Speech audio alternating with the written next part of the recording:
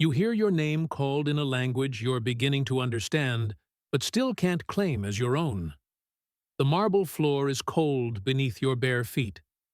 Somewhere beyond the painted walls, the symposium has begun laughter, the sharp notes of a flute, the smell of wine mixed with perfumed oil.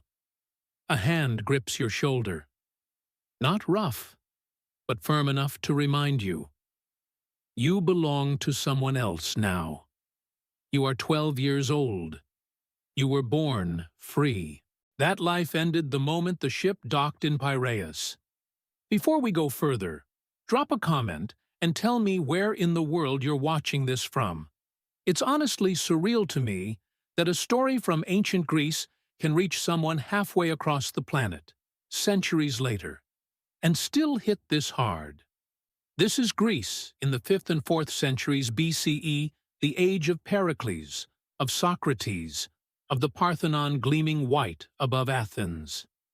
The civilization we're taught to revere for democracy, philosophy, and art. But that same society ran on the labor of the enslaved, and among them were boys, some as young as 7, who occupied a space so specific, so deeply woven into the fabric of Greek elite culture, that their existence exposes a paradox we rarely confront. How can a society produce beauty and terror in equal measure, and call both of them civilization? The boys were called paidika, beloved boys, favorites.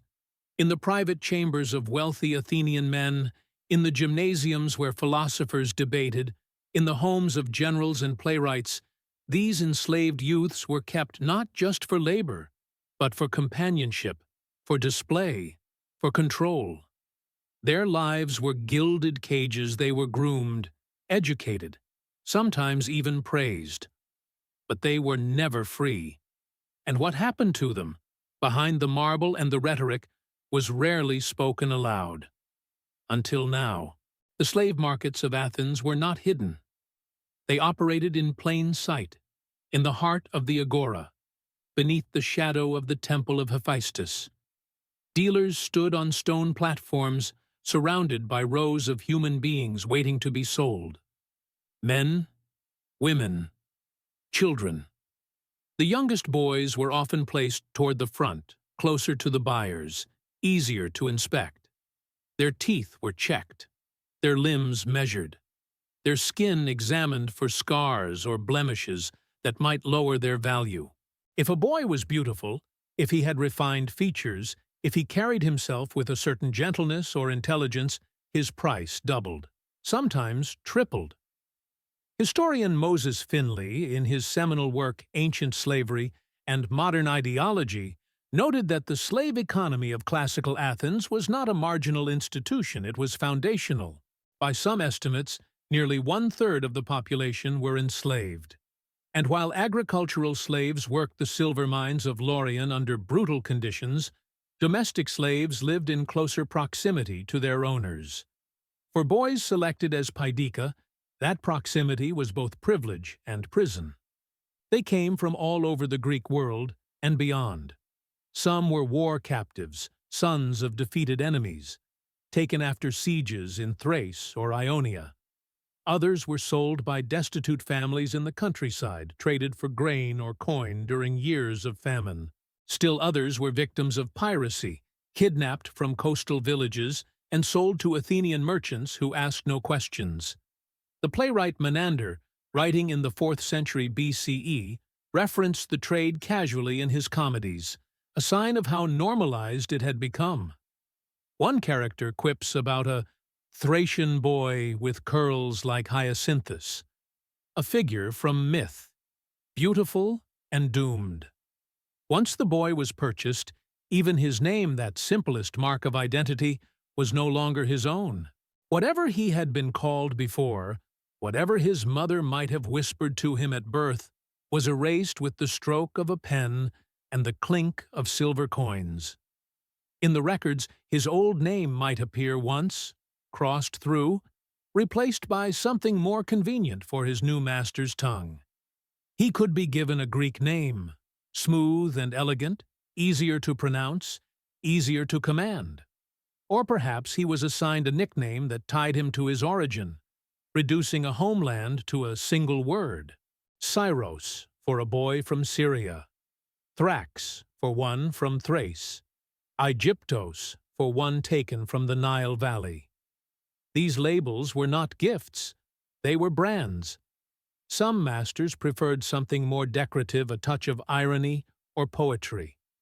They named their slaves after heroes of Homeric legend or after the gods themselves, twisting reverence into mockery.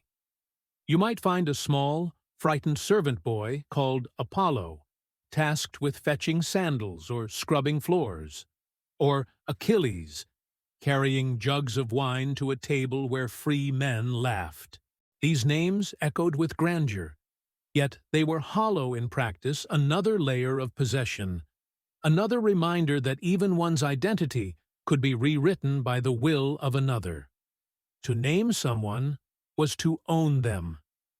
Inside the household, the boy's world became narrow but heavy with expectation. His duties depended on his master's whims and the rhythm of the house.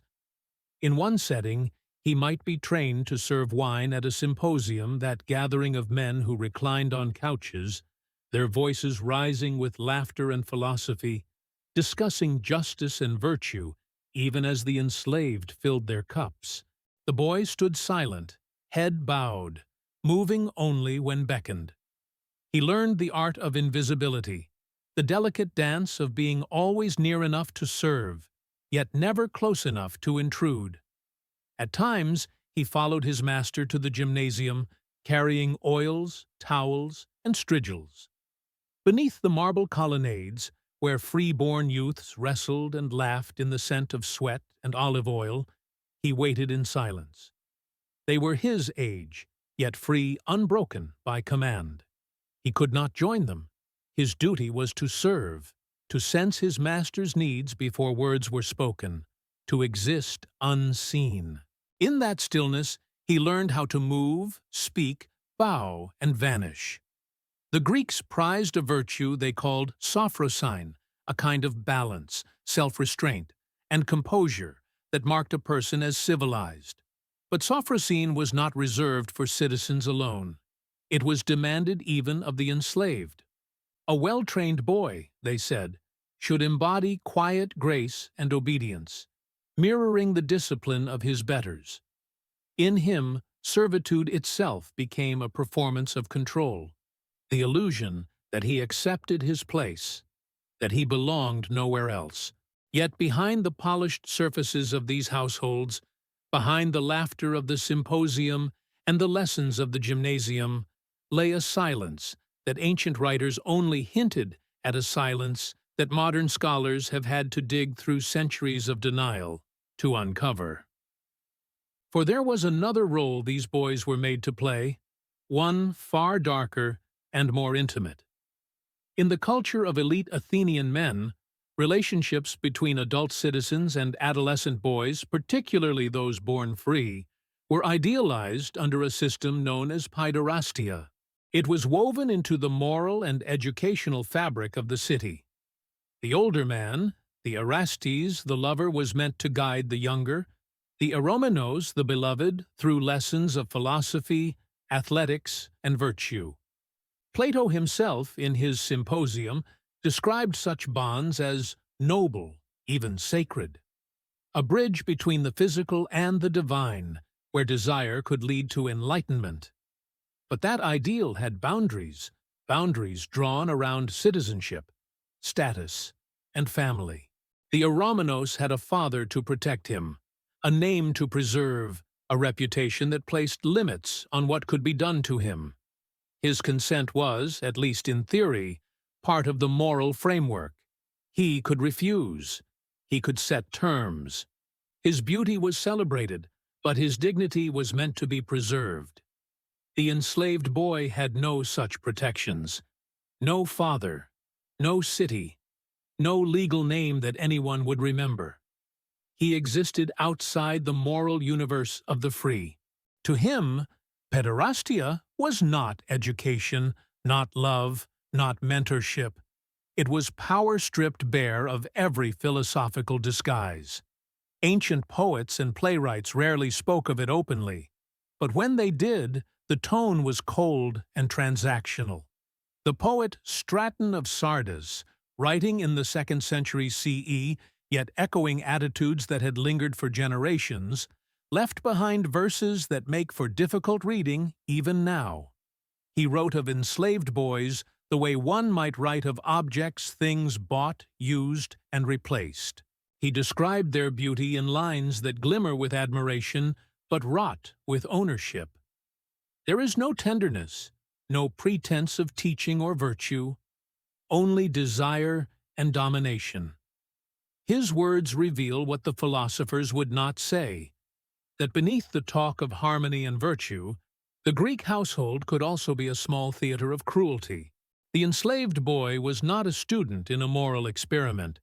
He was a commodity, a body at the mercy of a master's appetite. His silence, once praised as grace, became a kind of shield, the only defense he had. And yet, within that silence, there must have lived thought, memory, perhaps even defiance.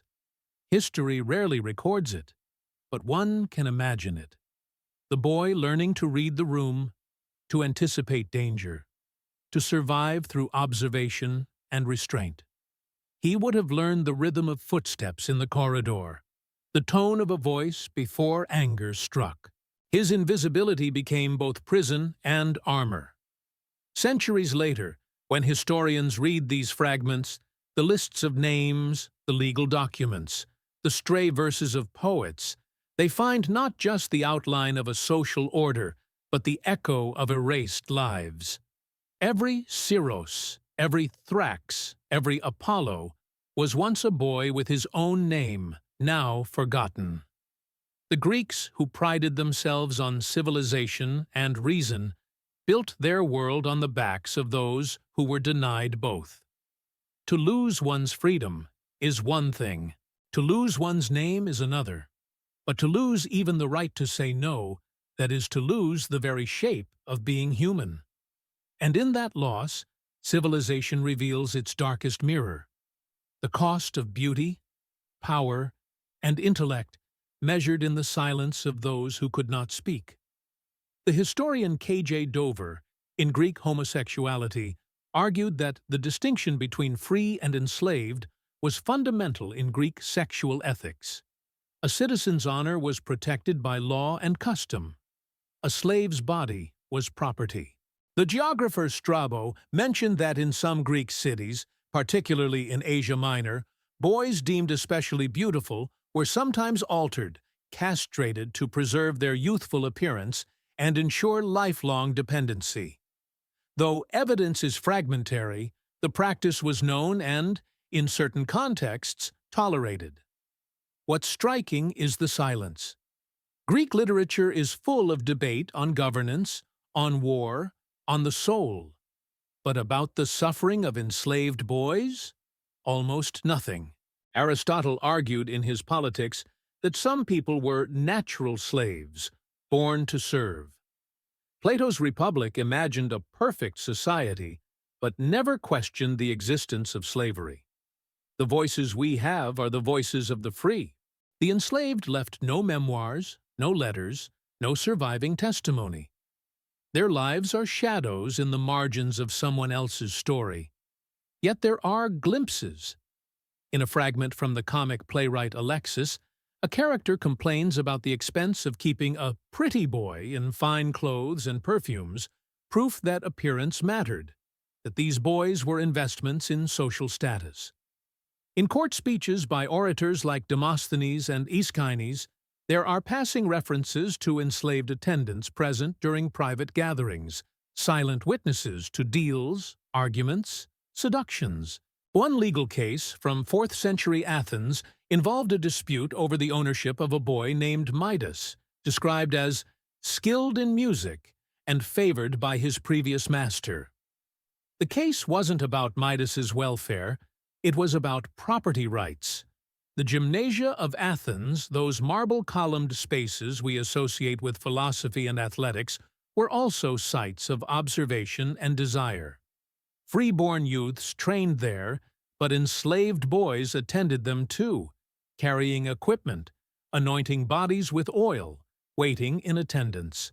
The playwright Aristophanes, in Clouds, mocks an older man for loitering at the gymnasium to watch the boys. It's played for comedy, but the underlying reality is darker.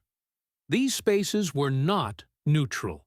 They were stages where power, beauty, and vulnerability intersected.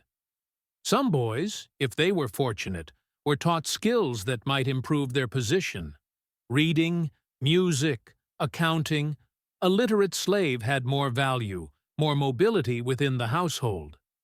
There are records of enslaved tutors, secretaries, even stewards who managed estates. But for the Paedica, youth was both asset and countdown. As they aged, as their faces hardened and their bodies changed, their status shifted. Some were reassigned to manual labor. Others were sold. A few, very few, might be freed by a grateful or guilt-ridden master, though freedom for a former slave in Greece was complicated, laden with ongoing obligations and social stigma. And then there were those who didn't survive. Illness, injury, or despair. The ancient sources rarely record the deaths of slaves unless they served a rhetorical purpose. But absence speaks too. A boy mentioned in a household inventory one year, gone the next. A name scratched into a potsherd, and then never referenced again. The archaeologist John Boardman noted that slave quarters in Athenian homes were often small, windowless rooms near the kitchen or courtyard functional spaces, not living spaces. Comfort was not the priority. One of the few personal glimpses we have comes not from Athens but from a later period, from the writings of the Stoic philosopher Epictetus, who was himself born a slave in the 1st century CE. Though his context was Roman, his reflections on the nature of slavery reach backward into Greek tradition. He wrote, "Slavery resides not in the body, but in the will." It's a philosophical attempt to reclaim dignity, to argue that inner freedom matters more than external chains. But for a 12-year-old boy standing in the agora, that distinction offered cold comfort. There were no movements to abolish slavery in ancient Greece, no moral outcry. The system was accepted as natural, as necessary, as ordained by fate or the gods. Even the rare voices of critique, like the sophist Alcidamas, who argued that God made no one a slave, were outliers, dismissed as radical or impractical. The machinery of empire, of economy, of daily life depended on unfree labor. To question it was to question the foundation of Greek civilization itself. And yet, paradoxically, these same Greeks produced works of staggering empathy. Euripides wrote tragedies like The Trojan Women, where enslaved captives lament their fate with devastating eloquence. Sophocles gave voice to the outcast, the humiliated, the broken. Greek theater staged suffering and asked audiences to feel it. But the suffering of the enslaved boys in the audience's own homes? That remained offstage, unspoken, normalized. By the time Alexander the Great's conquests spread Greek culture across the known world, the institution of slavery had become even more entrenched. The Hellenistic kingdoms that followed Egypt under the Ptolemies, Syria under the Seleucids, adopted and expanded the same practices. The trade in enslaved boys continued, now on an even larger scale, feeding the appetites of new elites in new cities. The language changed, the geography shifted, but the fundamental reality remained. Beauty and youth were commodities, and those who possessed neither freedom nor power could be consumed without consequence. In the ruins of Pompeii, centuries later under Roman rule, but still culturally Greek in many ways, archaeologists have found graffiti scrawled messages on brothel walls, in taverns, in private homes. Some are crude jokes. Others are declarations of love or lust, naming boys by name, describing their appearance, boasting of conquest. These are not official records. They are the unfiltered voices of desire and power, preserved by volcanic ash. They remind us that history is not just what the philosophers wrote.